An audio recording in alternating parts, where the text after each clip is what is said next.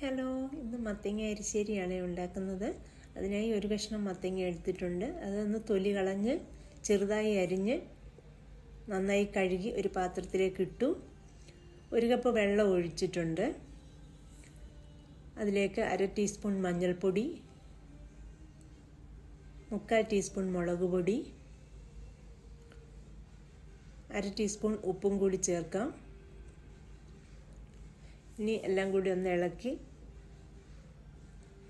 അടച്ചു വെച്ച് വേവിക്കാനായിട്ട് വെക്കാം.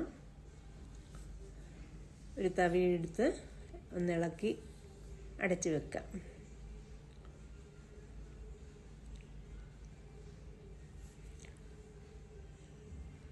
ഇനി ഒന്ന് അടച്ചു വെക്കാം. അത് വേവട്ടെ. മത്തങ്ങ വേഗം വെന്ത് കിട്ടും. തിളയ്ക്കുന്നുണ്ട്. ഇനി അത് വേവുന്നത് വരെ വെയിറ്റ് ചെയ്യാം.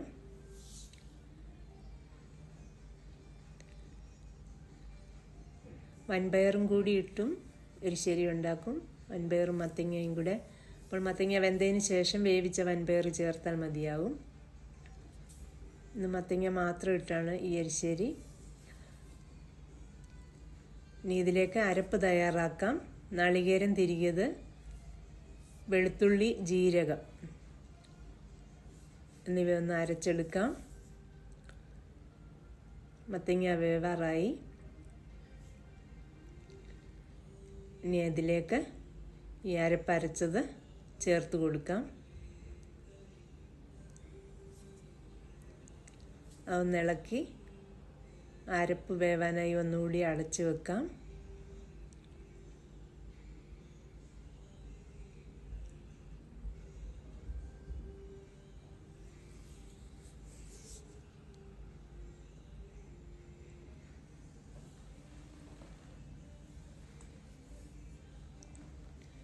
ഇനി അതിലേക്ക് കടുക് വറുത്ത് ചേർക്കണം. അതിനായി ഒരു ചീനിച്ചട്ടി അടുപ്പത്ത് വെച്ച് അതിലേക്ക് വെളിച്ചെണ്ണ ഒഴിച്ച് കടുക് പൊട്ടിക്കാം. മുളകും കറിവേപ്പിലയും കൂടി ചേർത്തു. അത് ഇതിലേക്ക് ചേർത്ത് കൊടുക്കാം. ഇനി തേങ്ങ വറുത്തതും കൂടി ചേർക്കണം. എരിശ്ശേരിക്ക് തേങ്ങ തിരികിയത് വറുത്തെടുക്കണം. അതൊരു ചീനിച്ചട്ടി വെച്ച് അതൊരു ബ്രൗൺ കളർ വരെ വഴറ്റാം. നന്നായി വഴറ്റി ഇതിലേക്ക് ചേർത്ത് കൊടുക്കാം. ബ്രൗൺ കളർ വരെ വഴറ്റണം. അതും കൂടി ചേർത്താൽ എരിശ്ശേരി റെഡിയായി. അങ്ങനെ മത്തങ്ങ എരിശ്ശേരി റെഡിയായിട്ടുണ്ട്. ഈ വീഡിയോ എല്ലാവർക്കും ഇഷ്ടമായി എന്ന് കരുതുന്നു. വീഡിയോ കാണുന്നതിനും സപ്പോർട്ട് ചെയ്യുന്നതിനും എല്ലാവർക്കും താങ്ക് യു.